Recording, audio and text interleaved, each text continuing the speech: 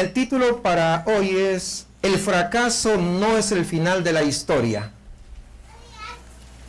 El fracaso no es el final de la historia. Estamos viendo el Evangelio de Marcos, donde ya prácticamente entramos a la semana donde Cristo va a la cruz a ser crucificado. Así que todos los acontecimientos que estamos estudiando tienen que ver con esa última semana de Cristo sobre la tierra. Y para algunos de ustedes, tal vez estos sucesos que estamos estudiando suenen como bastante lejanos, pues sucedieron hace 2000 años. Y algunos pueden causar o pueden pensar de que son tan remotos estas cosas que ya no tienen mucho que ver con nosotros, porque sucedieron hace 2000 años. En ocasiones nos hemos visto tan envueltos con nuestra vida cotidiana, con las cosas que pasan en el día a día. Y por ejemplo en las noticias, ¿no? ¿Qué es lo que hemos visto esta semana? Si hablamos aquí en Monterrey, el expresidente Fox visitó Monterrey, ¿verdad? Eso es lo que noticias. Los Tigres ganaron ayer. Y cosas como esas. Pero a nivel internacional podríamos ver de que la situación de China, el yuan, que nuevamente volvió a devaluarse con el firme propósito de mantener sus exportaciones, y eso afectó a las bolsas de valores de todo el mundo prácticamente, ¿no? Entonces, son noticias que de una u otra manera nos afectan, y estamos pensando en todo eso. La violencia que todavía dicen que ya se acabó y que hay menos violencia, y vemos que resurge la violencia. Vemos la imprudencia y todas esas noticias que vemos en el día a día, o por lo menos esta semana. Pero todas esas noticias que vemos, ¿qué va a pasar? Va a llegar un momento en el cual simplemente habrán quedado en el olvido. Simplemente de aquí a 5 años nadie se acordará de las noticias de hoy o de esta semana. Nadie se va a acordar. O usted se acuerda hace 5 años, de las noticias de hace 5 años. ¿Qué sucedió? ¿Qué pasó? ¿Qué aconteció? Salvo que haya sido algo especial en su vida, pero después, algunos ni la fecha de su cumpleaños se acuerdan como yo. Entonces, sin embargo, los acontecimientos que rodearon a la muerte de Jesús, hermanos, son los más significativos de toda la historia, y todos de alguna u otra manera hemos sido afectados por ello. Y las personas que han vivido después de esa semana en que Cristo fue crucificado y luego resucitó, de ahí en adelante toda la gente hasta nuestros días ha sido afectada por este acontecimiento. Si nosotros creemos lo que dice la Biblia, las Escrituras, este suceso que estamos a punto ya de ingresar es de vital importancia. Tan importante es este acontecimiento de que como hijo de Dios no solamente nos afectó a este mundo, puedo decir, como es el creador de todo el universo, incluso aunque de repente no repercutió de manera directa, sin embargo, este es un día que se conmemora en todo el universo. En donde sea, en donde haya vida, si es que lo hay. Aún las estrellas tienen que recordar ese día. Estoy hablando metafóricamente, ¿no? Luego, porque son seres inanimados. Pero quiero que entiendan de que esto afectó no solamente nuestra galaxia, no solamente la Vía Láctea, sino afectó todo el universo por completo. Porque estamos hablando del Hijo de Dios, el que estuvo desde la fundación del mundo. Por eso fue un evento extraordinario. Fue un evento que causó, un impacto, un antes y un después de todas estas cosas que nosotros estamos estudiando y que estamos viendo semana a semana qué es lo que estuvo pasando. Este es el evento que jamás, o más importante que jamás vaya a suceder. Es lo mejor. Por lo tanto, es de suma importancia que nosotros los estudiemos con detenimiento lo que está escrito respecto a qué pasó. Recordemos rápidamente lo que veíamos la semana anterior, el domingo pasado. Después que Jesús fue arrestado allí en el huerto de Getsemaní, fue llevado por el sumo sacerdote. Y Marcos nos cuenta lo que pasó cuando se encontró en presencia de Anás, ahí el suegro del sumo sacerdote. Perdón, no nos cuenta esa parte, sino que él se pasa directamente. Estoy recordando, no nos cuenta esa parte, se pasa. Pareciera que para Marcos no es muy importante esa parte. Entonces se va directamente a lo que pasa en el patio de Caifás, el sumo sacerdote que estaba en funciones en ese tiempo. Y vamos a ver qué es lo que sucede. Versículo 53 del capítulo 14 de Marcos. Dice, trajeron pues a Jesús al sumo sacerdote y se reunieron todos los principales sacerdotes y los ancianos y los escribas. Y Pedro le siguió de lejos hasta dentro del patio del sumo sacerdote y estaba sentado con los alguaciles calentándose al fuego. Fijémonos con cuidado esta escena que Marcos nos está presentando. Jesús se encuentra en la sala interior de la casa del Sanedrín. O en la sala interior de ahí del Sanedrín, perdón. Es una asamblea conformada por el sumo sacerdote, todos los sumos sacerdotes, los escribas, los ancianos, 70 miembros del Sanedrín, así como los ayudantes y los consejeros y los, ¿cómo le dicen ustedes? Achichincles. Estaban ahí. O sea, todos estaban ahí. De modo que era pues una multitud considerada contra un solo hombre, contra Jesús. Todos estaban ahí y se habían reunido en aquella sala interior de la residencia de Caifás, el sumo sacerdote. Todo el Sanedrín estaba ahí. Y Jesús se encontraba ahí en medio, a ver, todo el mundo. ¿Para qué? Para burlarse, para acusarlo. Porque recordemos que ya había un prejuicio. Había pensamientos preconcebidos en contra de Jesús. Recuerden que Jesús les había echado abajo el negocio a Caifás. Porque vendían allí en el templo, recuerdan. Y entonces Jesús lo desenmascara y le echa el negocio abajo. Y entonces cuando alguien le echa el negocio abajo, pues se va a enojar. Y lógicamente lo echa abajo el negocio no porque Jesús era malo, sino porque el celo de su casa, el celo de la casa del Señor, lo consumía. Porque en la casa del Señor no se viene a hacer negocios, se viene a edificar, a alimentar las ovejas del Señor. Entonces, pero por eso Jesús se echó abajo. Entonces Caifás estaba que, no, ¿para qué les digo? ¿Cómo dicen ustedes? Como agua para chocolate. Así estaba. Entonces Jesús se encontraba en medio del Sanedrín, mientras afuera en el otro patio, recuerden, este era el patio interior, pero en el otro patio contiguo, en el patio exterior, donde se podía ver todo lo que estaba sucediendo allá adentro, Pedro estaba sentado junto a los guardias, es lo que acabamos de leer, ahí alrededor del fuego calentándose en esa fría noche de primavera. Porque recuerden, es diferente acá, allá hace bastante frío en ese momento. En ese tiempo, mucho frío. Entonces, y Marcos nos asegura de contarnos que habían dos cosas que tienen lugar al mismo tiempo. Y hay dos motivos por los cuales Marcos contrasta estas dos situaciones y lo vamos a estudiar detenidamente el día de hoy. El juicio llevado a cabo por el sumo sacerdote se realiza en dos etapas. Primero, tenemos el testimonio de testigos. Ahí en los versículos 55 al 58, fíjense, o al 59, vamos a leerlo por favor. Dice, y los principales sacerdotes y todo el concilio buscaban testimonio contra Jesús para entregarle a la muerte, pero no lo hallaban, porque muchos decían falso testimonio contra él, mas sus testimonios no concordaban. Es decir, uno decía, sí, yo hice esto, yo lo vi, esto, aquello, y el otro decía, no fue así. No concordaban los testimonios de los testigos que habían contratado. Entonces, levantándose unos, dieron falso testimonio contra él, diciendo, nosotros le hemos oído decir, yo derribaré este templo hecho a mano, y en 3 días edificaré otro hecho sin mano. Pero ni aún así concordaban el testimonio. Es evidente, hermanos, que aquel juicio, pues no era más que una farsa. Era un teatro.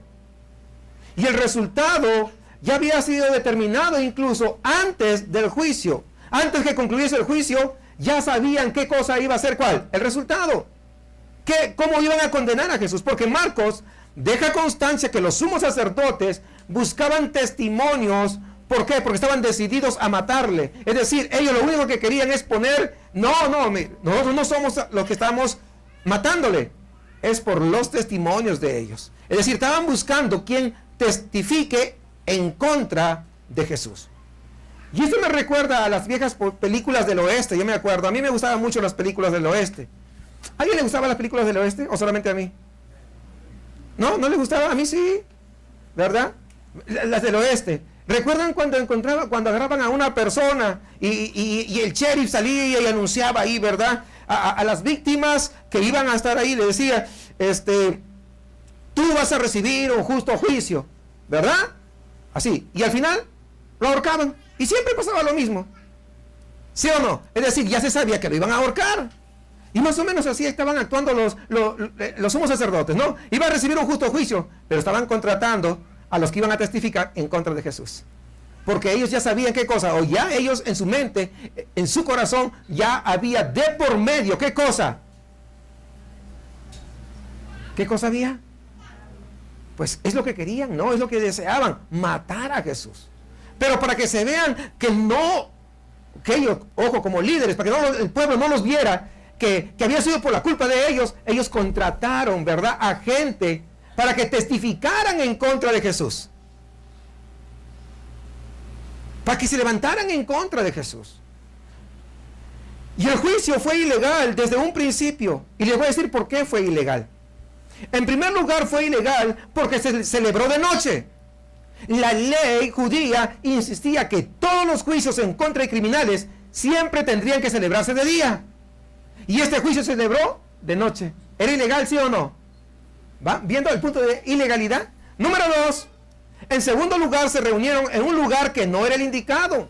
El Sanedrín solamente se podría reunir en la sala que había sido destinada para este propósito, para los juicios.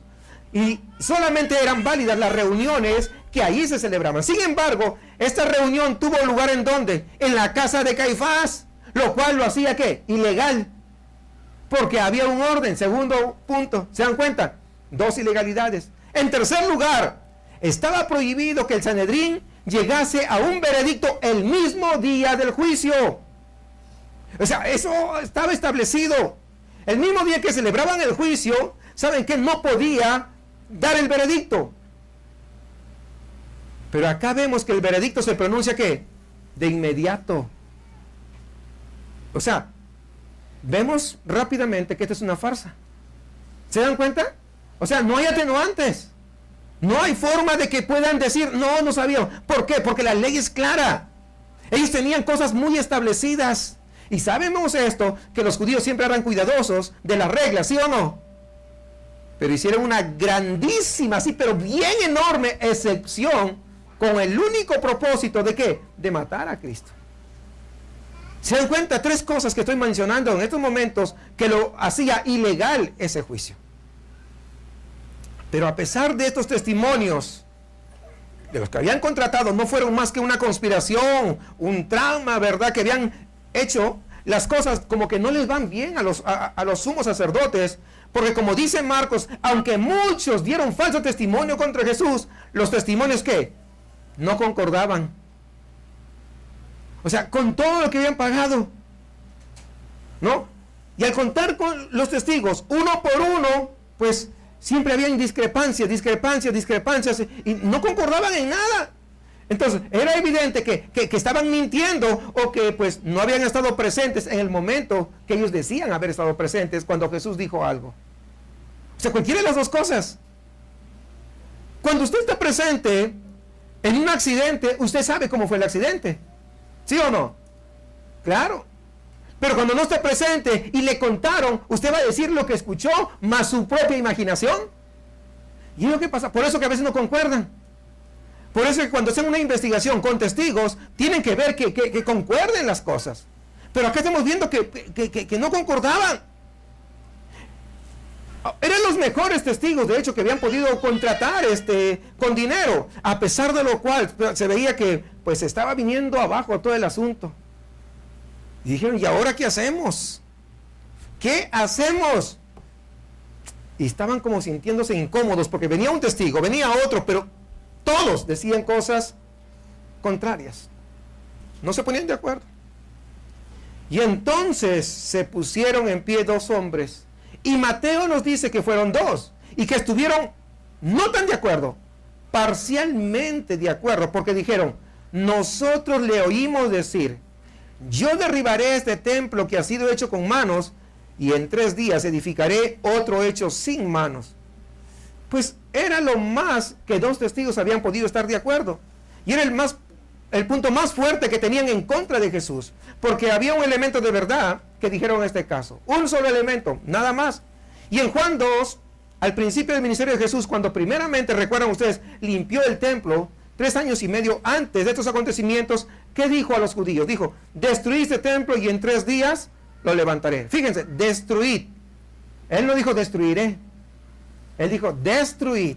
Y usted lo puede ver en su Biblia, ¿no? Lo que quiso decir acá, dice, si destruís este templo, si ustedes destruyen este templo, en 3 días lo construiré de nuevo. Y estaba apuntando y contrastando el poder destructivo que ellos tenían y sus esfuerzos por construir. Es lo que estaba haciendo. Y Juan nos dice que él estaba hablando sobre el templo, del corazón, no del templo que estaba ahí edificado de piedras, no, y de ladrillo. Estaba hablando del corazón del ser humano. De eso es lo que estaba hablando aquí, ¿no? Y en primera referencia, ¿cómo es que Dios lo iba a hacer? Lo iba a hacer a través de su propia resurrección, porque así pasó.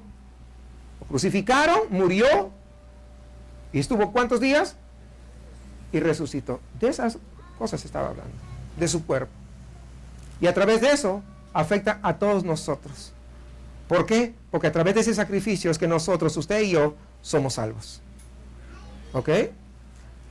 No había dicho destruiré este templo entonces, como testificaban estos testigos, a pesar de lo cual había algo de verdad. Tomé nota de un comentarista, Tennyson, dijo, se puede luchar contra una mentira que es completamente mentira por carecer de derecho, pero una mentira que tiene una parte de verdad es algo más difícil de luchar contra ella. Y es lo que pasaba aquí. Estos testigos habían dicho una mentira, pero tenía un poquito de verdad. Un poquito. Eso lo hacía que sea un poco más difícil. Es decir, estos testigos de los cuales estamos hablando, estos últimos 2 testigos, tenían suficiente verdad como para hacer que se aceptasen sus palabras. Pero incluso así, Marcos dice que no podían llegar a un acuerdo. Es decir, en los detalles ahí no coincidían, por lo que el caso pues estaba cayendo delante de la presencia de los sumos sacerdotes. Ahí estaban. Y se estaban haciendo, yo me imagino, y cuando digo yo me imagino, eso no está en la Biblia, ¿verdad? Yo estoy imaginando cómo se hubieran sentido de frustrados, ¿no? Después de haberle dado a cada uno repartido su mordida para que testifiquen, y resulta que lo que le habían dado como que no estaba surtiendo efecto. Habían comprado testigos, sin embargo, no tenían los efectos que ellos querían. Es decir, no había testimonios válidos como para poder, ¿qué cosa? Sentenciar a Jesús, ¿no? Entonces, llegaron al punto que no encontraban una base legal para llevar adelante este asesinato en contra de Jesús. Y al llegar a este momento, el sumo sacerdote, vamos a decir que salvó la ocasión. Desde el punto de vista del Sanedrín, haciendo algo que era completamente ilegal. Es lo que estaba haciendo. ¿Por qué? Porque intentó conseguir que Jesús se hallase en un aprieto de tal manera que se obligase a sí mismo a incriminarse. Y el relato lo encontramos en el versículo 60 y 61. Fíjense. Dice 60. Dice, entonces el sumo sacerdote, ¿verdad? Y estaba desesperado, nadie coincidía, apenas un poquito, pues no había razón suficiente. Entonces dice, sale pues ahí para ver qué cosa hacer, ¿no? Entonces el sumo sacerdote, levantándose en medio, preguntó a Jesús diciendo, ¿no respondes nada? ¿Qué testifican estos contra ti? Mas él callaba y nada respondía. Recuerden ustedes, Isaías, el profeta Isaías, había profetizado, dice, como una oveja, ¿qué cosa?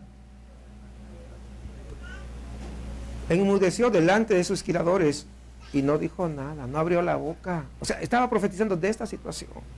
Evidentemente, nuestro Señor Jesucristo entendió que este testimonio en su contra era tan débil que no era necesario, no era preciso ni siquiera abrir la boca para defenderse, porque los testimonios no coincidían. ¿Pero por qué me voy a defender? ¿Para qué? Si son mentiras, todo lo que han dicho son mentiras, ¿para qué voy a abrir la boca?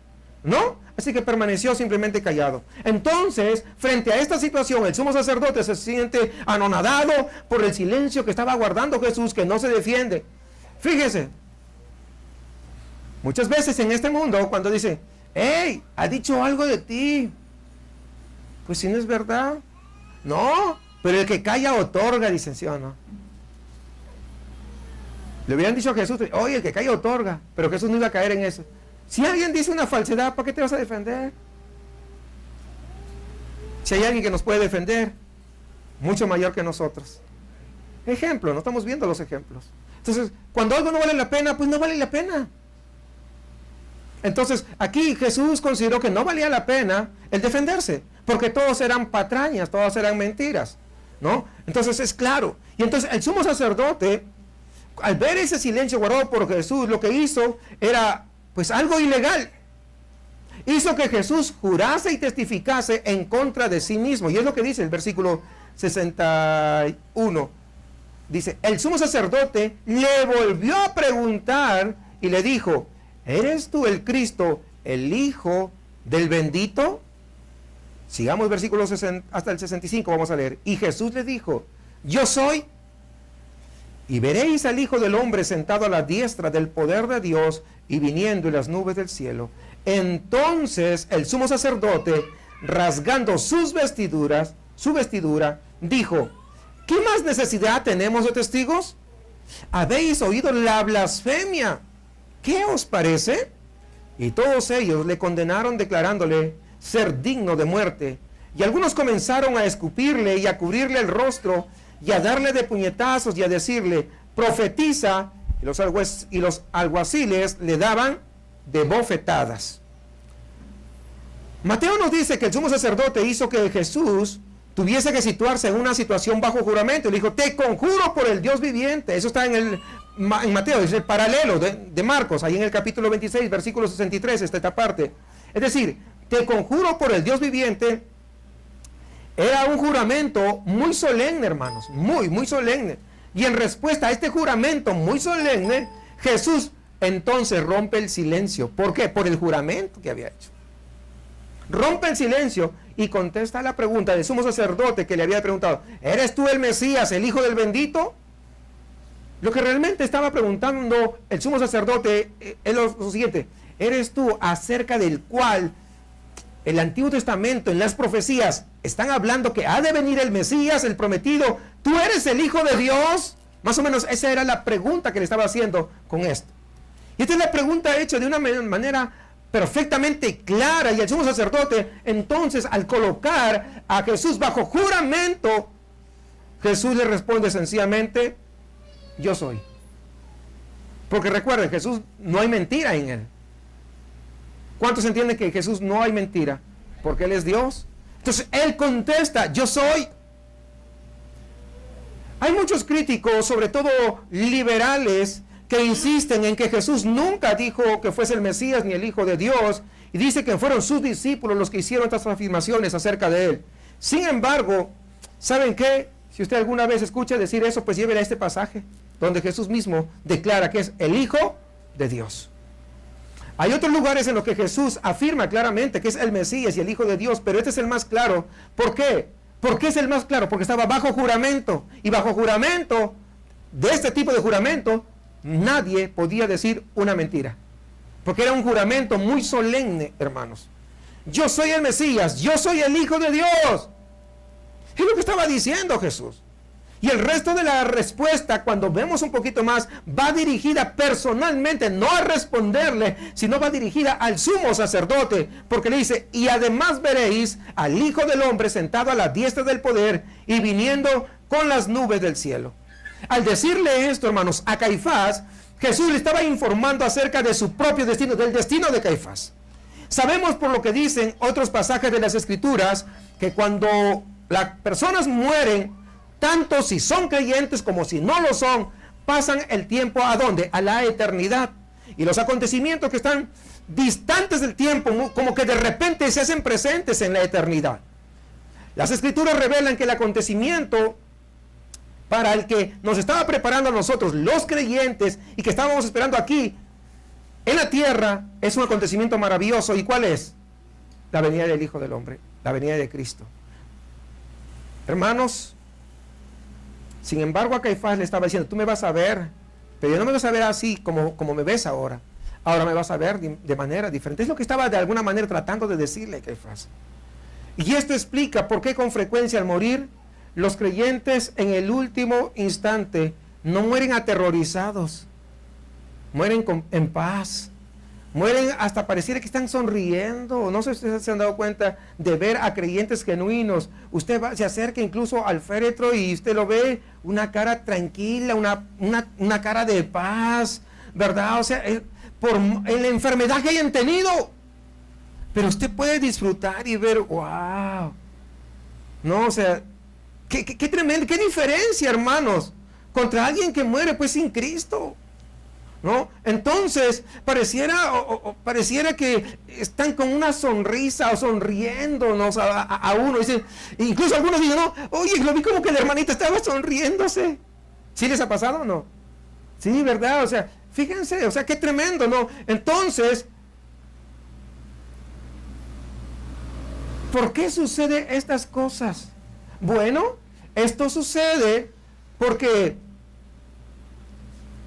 cuando están a punto de pasar a la eternidad, ¿verdad? Entonces, pues pueden ver ese espectáculo maravilloso de Cristo. Pueden ver que la Biblia les ha hablado, que mucho tiempo ha pasado tal vez, que han pasado situaciones, circunstancias difíciles, pero ahora van al lugar de descanso. Pero no solamente ellos, sino que están viendo al mismo Jesús, aquel que prometió que iba a estar con nosotros hasta el fin. Y eso trae paz, eso trae esperanza. Dice, wow, por fin voy a estar donde Él me había prometido estar. Y eso trae alegría. Y eso trae regocijo. Así que también las personas que no creen van a pasar a la eternidad. O sea, tanto el que cree como el que no cree, ambos van a pasar a la eternidad cuando mueren. Y en este caso, aquí, y el suceso que contempla es que Jesús describe aquí, y veréis al Hijo del Hombre sentado a la diestra, dice, del poder y viniendo como juez sobre la tierra. Es decir, lo van a ver como juez. Tal vez van a ver ese gran trono blanco, la impresionante escena que se describe en Apocalipsis capítulo 20, donde los muertos se reúnen y dice, y abren los libros y los hombres se encuentran delante del juez de toda la tierra. Y cuando eso sucede, se van a recordar que alguna vez le predicaron, que alguna vez de repente estuvo en la iglesia, que alguna vez de repente le dijo, tienes que arrepentirte para que tengas la vida eterna. Y dijo, no, yo estoy joven, ¿para qué lo voy a hacer cuando esté más viejo? Y cuando esté viejo dice, no, es que ahora ya no tengo fuerzas para ir a la iglesia. Pero cuando estén frente a frente a esta escena, ¿qué es lo que van a decir? ¿Cuál va a ser su respuesta? Y a este sumo sacerdote, que ahora lo vemos arrogante, incrédulo, le dice Jesús, ahora tú eres el juez y yo soy el prisionero. Es lo que está diciendo. De alguna manera estoy tratando de explicarle lo que está diciendo. Hoy tú eres el juez y yo soy tu prisionero, pero va a llegar el momento en que el juez voy a ser yo y tú serás el prisionero. Con estas palabras es que responde Jesús a la blasfemia de Caifás, porque él no creía. Era un incrédulo. Y el sumo sacerdote, en un gesto hipócrita, agarra y se rasga las vestiduras, lo que acabamos de leer, ¿no? Al escuchar que Jesús afirma, yo soy el Mesías, yo soy el que tú estás diciendo, agarra y ¿por qué sucedía eso? Eso lo hacía el sumo sacerdote cuando había una blasfemia en contra de Dios. Y entonces dijo, este es un blasfemo y no puedo aguantar más el celo de su casa. ¿De cuál casa será? Porque no era la casa de Dios. Pero agarra y se rasga los vestidos. Esto está indicando que que lo que Jesús acaba de decir era una blasfemia. Y como que se siente escandalizado por esa blasfemia. Esta era una hipocresía, para que todo el mundo viera, wow, somos sacerdotes, sí, pues debe tener razón entonces. Sí. Lo mismo pasa el día de hoy en algunas congregaciones, en algunas iglesias, donde el pastor o líderes de las iglesias, cuando ven alguna situación de alguien de repente mucho más nuevecito, que Dios comienza a levantarlo, que Dios comienza a utilizarlo, comienzan, ¿por qué hace esto? Si apenas está empezando, si tiene un año y yo tengo 30 años, o yo tengo 40 años, o yo tengo 50 años, y muy celosos de la casa del Señor, entre comillas, y quieren echarlo al nuevecito. Es lo que estaba pasando. Y algunos, no pase ahí adelante porque es el lugar santísimo. Ahora ya no hay lugar santísimo, ya no se separa. Yo recuerdo cuando estaba pequeño, iba a la iglesia, pues había esto, era un poco más alto. Y a veces yo no estaba pequeño, ¿no? Y querías como subir por ahí. ¡Ey! ¡No suba! Muy celosos de la casa del Señor. ¡No suba! ¡Bájese! Es el lugar santísimo y nadie debe subir. ¿Y cuántos mentirosos subieron a predicar? Yo digo.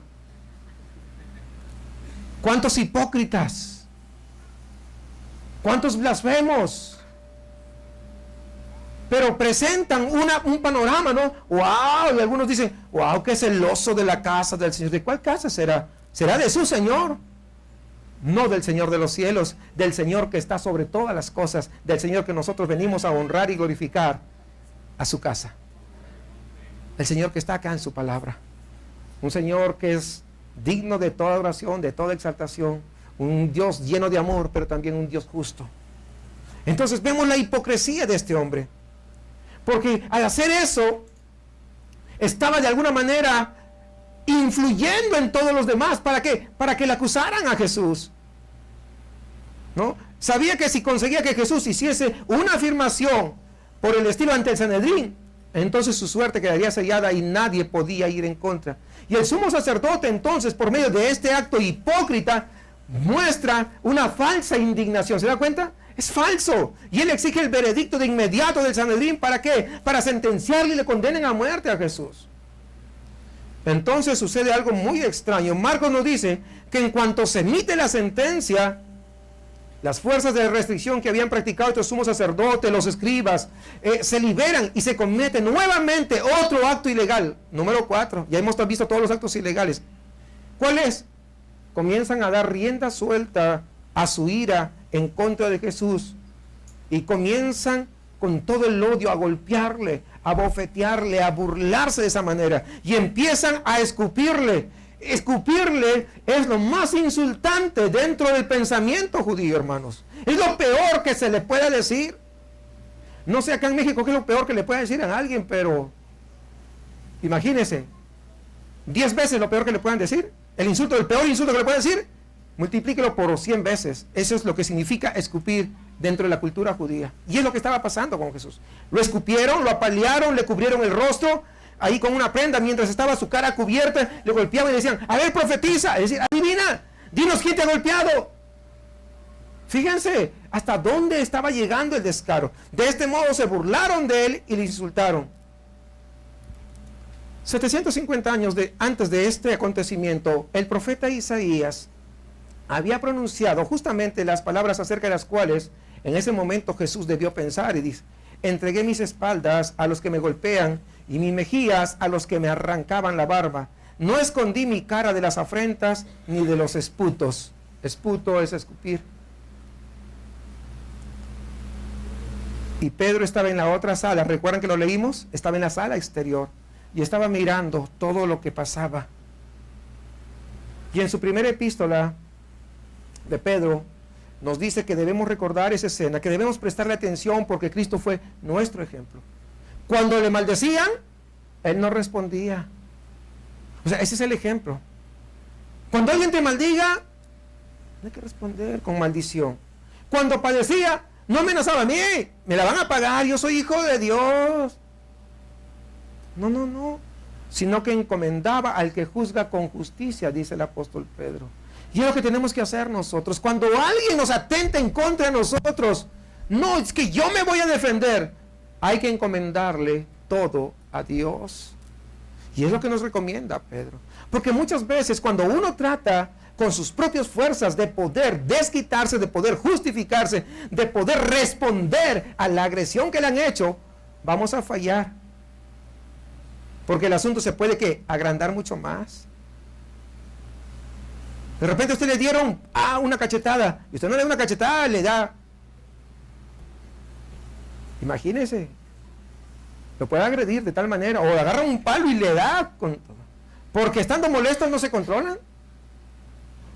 Se le sale el apellido, ¿no? Entonces, Pedro nos dice que en lugar de poder responder, en lugar de intentar justificar, es que lo hice porque me hizo primero. No, dice, hemos de devolver bien por mal. No debemos de maldecir cuando nos maldicen, sino dejar las cosas en aquel que puede juzgar con justicia. Es decir, ¿a quién está hablando? Dejar en las manos de Dios. Sigamos entonces, versículo 66. Vamos a leer al 72, aquí en Marcos 14. Y nos habla respecto a Pedro, que estaba en el patio. Marcos 14, versículo 66 al 72. Dice, estando Pedro abajo en el patio, vino una de las criadas del sumo sacerdote, y cuando vio a Pedro que se calentaba, mirándole, dijo, tú también estabas con Jesús el Nazareno. Mas él negó, diciendo, no le conozco, ni sé lo que dices, y salió a la entrada y cantó el gallo. Y la criada, viéndole otra vez, comenzó a decir a los que estaban ahí, este es de ellos. Pero él negó otra vez. Y poco después, los que estaban ahí dijeron otra vez a Pedro, verdaderamente tú eres Galileo. O sea, tú eres uno de ellos porque eres Galileo. Y tu manera de hablar es semejante a la de ellos. Entonces él comenzó a maldecir y a jurar, no conozco a este hombre de quien habláis. Y el gallo cantó la segunda vez. Entonces Pedro se acordó de las palabras que Jesús le había dicho, antes que el gallo cante 2 veces, me negarás 3 veces, y pensando en esto, lloraba. El domingo pasado hablábamos de la jactancia de Pedro, ¿recuerdan? Que le había asegurado a Jesús que jamás lo iba a negar. Es como aquellos que dicen, Señor, si tú me sanas, te voy a servir hasta la muerte. Y algunos apenas lo sana, ya se olvidaron. Y ya ni siquiera llegan a la iglesia. Sí. Y conocemos muchos acá, digo, pero acá conocemos muchos, acá en la iglesia. ¿No?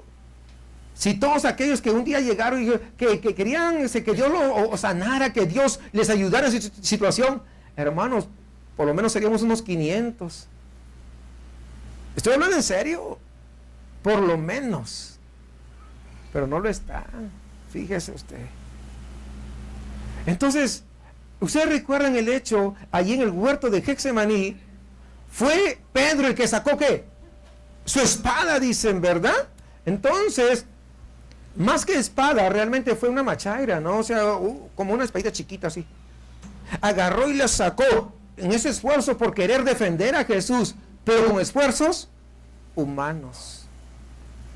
Pero ahora, su determinación por mostrarse fiel a Cristo le ha llevado al patio del sumo sacerdote. Por eso que está, yo voy a demostrar quién es Pedro.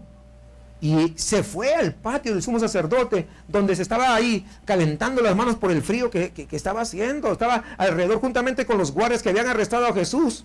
Estaba ahí en medio de ellos. Parecía algo valiente, ¿no? Pues estaba corriendo un grave peligro, de hecho. Ojo, no fue fácil, quiero que sepan.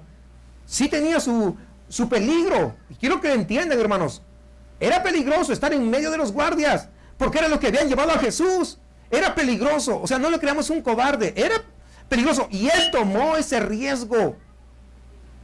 Y él fue allí Me pareciera que el orgullo del corazón de Pedro es el que lo llevó hasta este punto. Estaba tan decidido, hermanos, escúchenme bien. Él estaba tan decidido a no decepcionar al Señor. Estaba tan dispuesto a demostrar que Jesús estaba equivocado al decir que Pedro le iba a negar.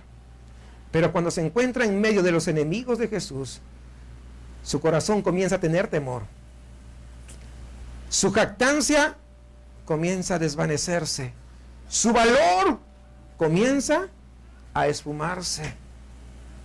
Su valentía como que le comienza a abandonar y las piernas de repente comienzan a hacerse débiles. La joven que le había abierto la puerta, una criada del sumo sacerdote, le reconoce y dice: hey, tú eres uno de los seguidores del Nazareno, ¿no es cierto? Es así más o menos como cuando tú recién estás viniendo y te encuentras con un amigo. hey, te he visto que estás saliendo de esa iglesia. Y dice: no, yo no.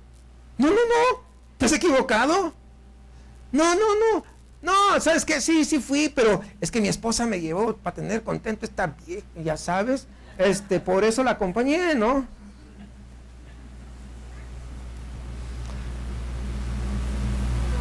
Sí, aclaramos la idea, es lo que estaba pasando ahí. Eso es lo que estaba pasando, ¿no? De repente, lo de Pedro comenzó a bajar. Las defensas de Pedro comenzaron a desvanecerse y enseguida, no sé de quién estás hablando, tú estás loco.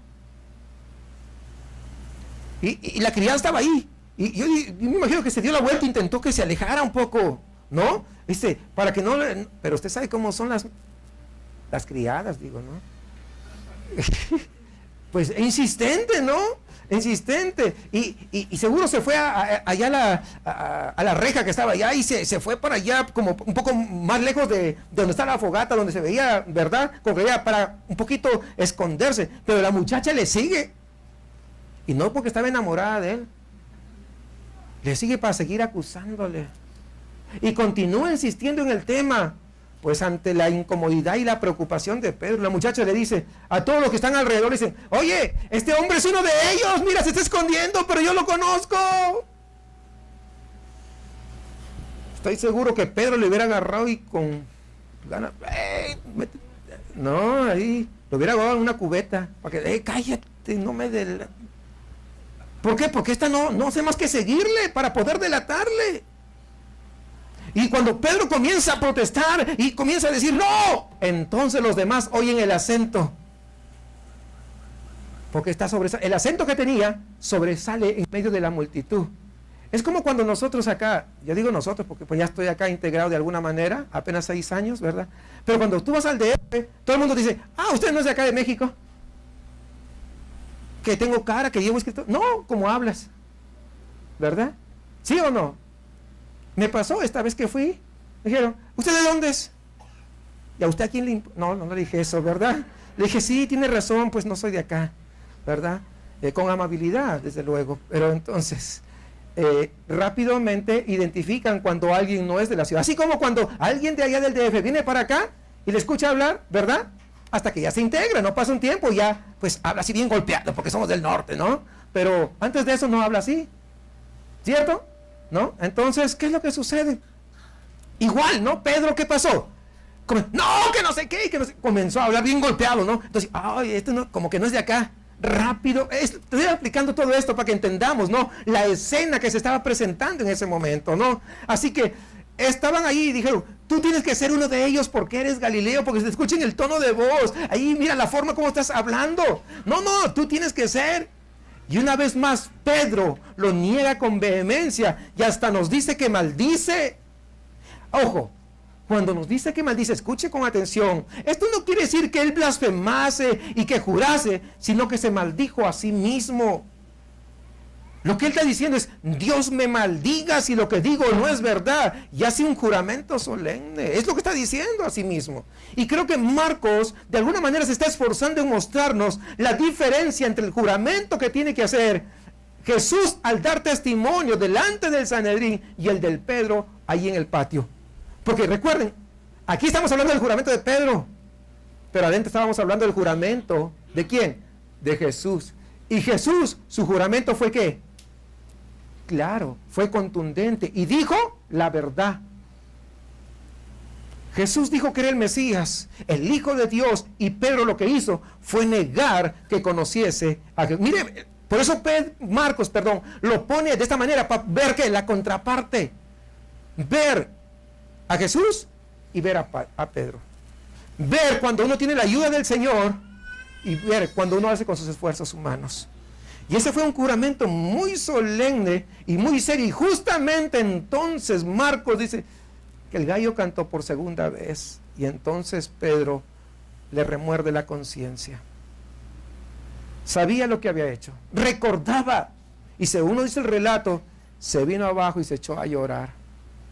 La palabra que dice, se acordó, es muy fuerte en griego. Esta palabra se acordó indica que se tiró al suelo, hermanos.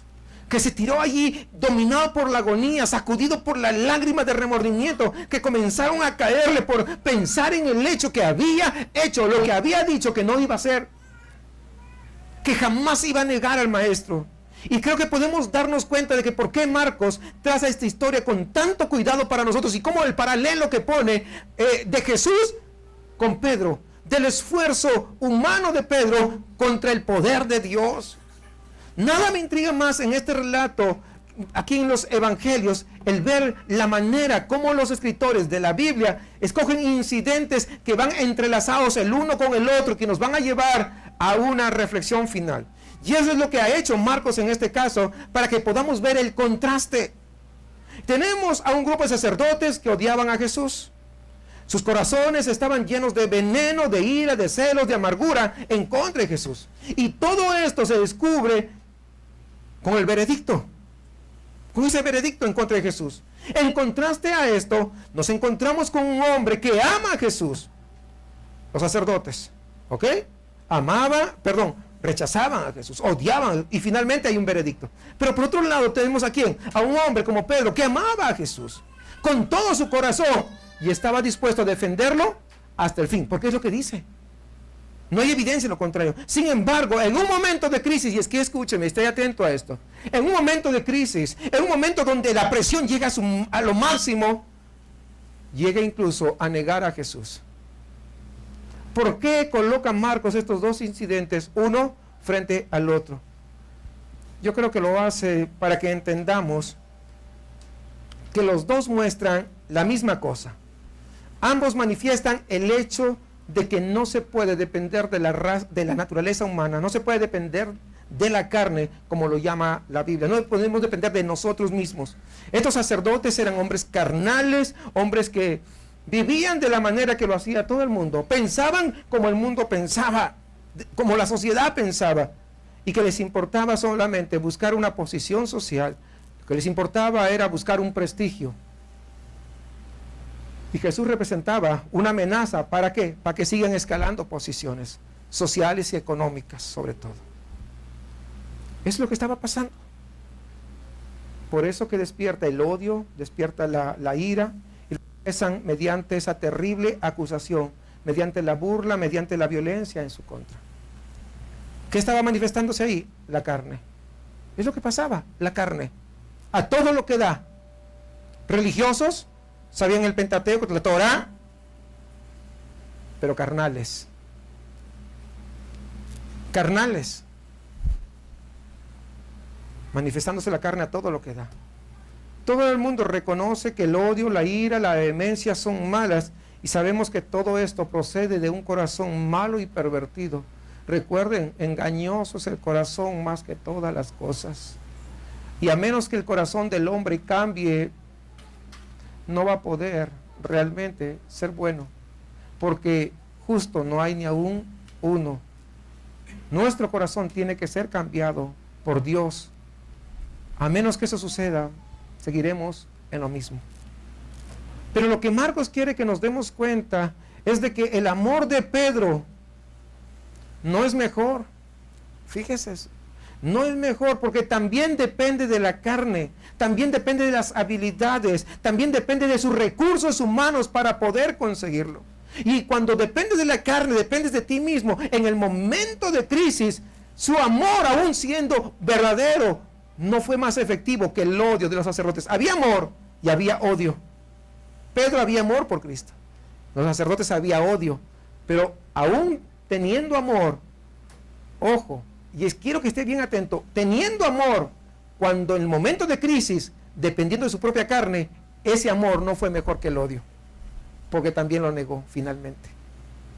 El amor, la lealtad y la fidelidad no significan nada, hermanos, cuando dependen del inseguro fundamento de la voluntad humana, cuando dependen de nuestros grandes esfuerzos. Es por eso que Marcos coloca estos dos ejemplos, uno a la par del otro. ¿Por qué? Porque hay mucho parecido hay entre esos dos. Pero para mí lo que más esperanza veo en todo este relato son las lágrimas de Pedro. Son las lágrimas de Pedro, hermanos. Los sacerdotes no lloraron, no se cuenta que Judas tampoco lo hiciese, aunque sí dio muestra de un remordimiento y desesperación. Pero Pedro, al negar al Señor, se tira al suelo y comienza a llorar. Y alguien dijo que el fracaso no es el final de la historia, porque es lo que pasó con Pedro. Y esto es cierto en el caso de Pedro. Las lágrimas de Pedro nos hablan acerca de otro día que está aún por venir, cuando el Señor lo iba a liberar, cuando el Señor lo iba a restaurar, y que habrá aprendido una gran lección. Recuerde que nuestro Dios no es un Dios que está con una espada a ver quién peca para agarrar y cortarte la cabeza. Y es lo que pasó con Pedro. Cuando vemos que le había fallado, cuando vemos que lo había negado, cuando vemos que aún con todo el amor que él tenía, el momento de crisis, su corazón y se vino abajo y negó al maestro. Pero recordemos en aquella mañana gloriosa de la resurrección de Jesús, que se encuentra con las mujeres allá en el sepulcro y les dice, está en Marcos 16:7 para los hermanos que están tomando nota, dice, id y decid a los discípulos, y añade, y a Pedro. Fíjense la mención especial, y a Pedro, que él va delante de vosotros a Galilea. El hecho de mencionarlo directamente por su nombre, lo que está demostrando es que aún el maestro lo consideraba parte del grupo de discípulos. Que él había visto las lágrimas genuinas y verdaderas de Pedro y que le había dado una oportunidad de que su vida sea restaurada. Que aunque dependiste de tus fuerzas, vi que hay sinceridad en tu corazón. Después de haber negado a Cristo, cuando nosotros vemos, pues desaparece de escena y no sabemos nada más acerca de lo que pasa con él hasta que aparecen estas mujeres dando la buena noticia de que Jesús ha resucitado. La única diferencia, mis amados hermanos, entre la negativa de Pedro y el odio de los sumos sacerdotes son las lágrimas que derramó Pedro. Es la diferencia. Esa lágrima significa que había todavía vida que podía ser restaurada, que su fracaso podía ser olvidado y que su fracaso podía ser perdonado.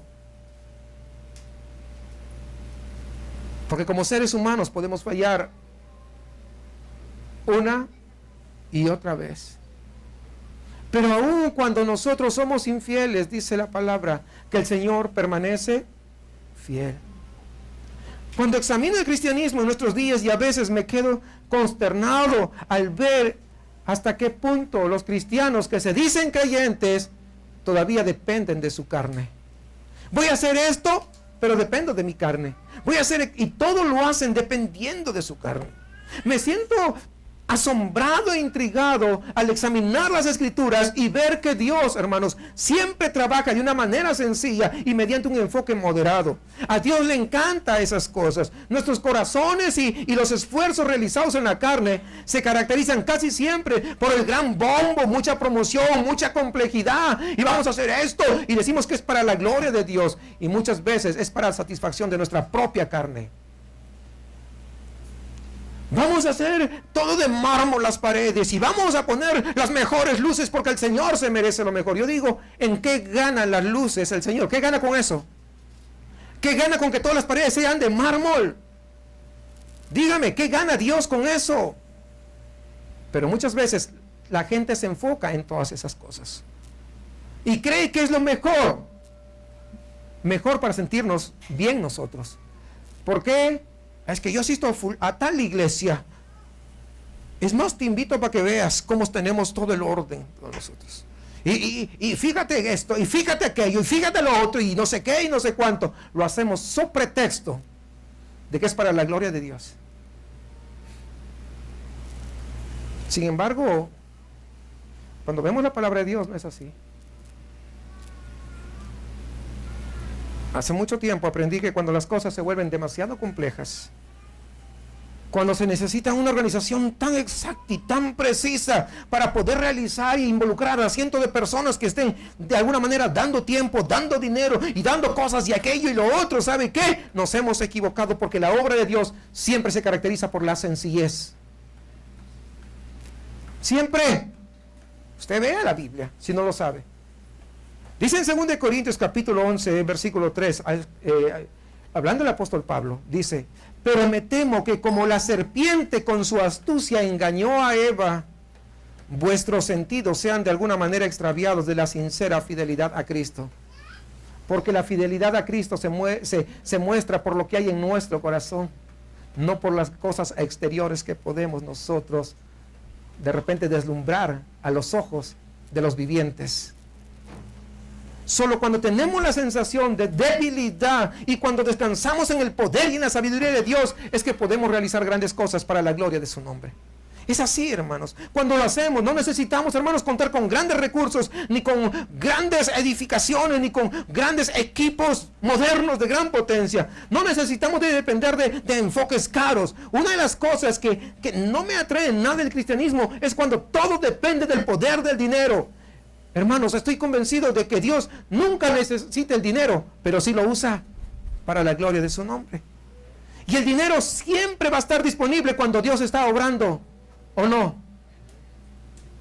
Sí. Pero si un proyecto depende únicamente del dinero y las personas están pensando solamente en términos de dinero, entonces han perdido de vista la sencillez con la que Dios hace todas las cosas. Ojalá que el Señor nos enseñe por medio de este sencillo relato que no podemos depender para nada de la carne, de lo que nosotros ganamos, de lo que nosotros aportamos, de lo que podemos dar. ¿Se necesita el dinero? Sí, para todo lo que hemos hecho. Fíjese todo lo que hemos gastado acá. Y todas las ofrendas, todo lo que usted da, están invertidos acá. Hemos comprado equipo para el grupo de alabanza, hemos comprado para todo lo que se ha tenido que remodelar acá. Pero no estamos exigiéndole a usted más de las cosas. Porque la Biblia es así. Porque no dependemos de la carne, no dependemos de un gran presupuesto. ¿Por qué? Porque el triunfo lo vamos a conseguir descansando en el Señor y que Él es proveedor de todas las cosas. De una o de otra manera siempre nos ha provisto. No olvidando, hermanos, que el fracaso no es el final de la historia, que es Dios, en Dios todo es posible. Por lo tanto, si con tus fuerzas fracasaste, depende ahora de Dios. Muchas veces hemos querido hacer cosas, arreglar cosas, y no lo hemos logrado. Muchas veces dice: sí, le voy a echar tantas ganas de poder venir a la iglesia y esto y aquello y lo otro, y luego no lo haces, porque lo estás haciendo solamente con tus fuerzas. Tienes que poner tu parte, sí, pero sobre todo descansa en el poder de Dios. Recuerda una cosa: tus fuerzas son limitadas, el poder de Dios es ilimitado, las fuerzas de Dios es ilimitado. Recuerda, tu visión es estrecha, la de Dios es completa. Y aun cuando hayas fallado, Dios te puede perdonar y restaurar para la gloria de su nombre. Tal vez tú estás ahí pasando una situación de enfermedad. Y tal vez algunos están cayendo en depresión porque los doctores le han dado como noticias no tan alentadoras. Pero estás dependiendo de tus fuerzas y de las fuerzas del doctor. Pero yo te digo que mejor hoy dependas de alguien que todo lo puede verdaderamente. Tal vez la situación en el matrimonio no es la de mejor, pero tú quieres arreglarlo con tus fuerzas. Y quieres que lo vas a arreglar. Yo te digo, depende del Señor para que Él pueda arreglar esa situación. Tal vez hay situación con tus hijos y estás dependiendo de tus propias fuerzas. Hoy es un buen día para que le digas: Señor, perdóname por depender de mis fuerzas y enséñame a depender de ti. He fracasado Pedro fracasó en su intento de ser fiel a Dios. Y tal vez tú has fracasado también en ese mismo intento. Pero hoy puedes acercarte al Dios que todo lo puede y decirle, ayúdame, porque entiendo que no lo puedo hacer con mis propias fuerzas. Sea la situación o circunstancia en la cual tú entiendas que has estado tratando de hacerlo con tus fuerzas, dile, Señor, he fracasado, pero sé que no es el final de la historia porque ahora te conozco. Y sé que con tus fuerzas todo es posible.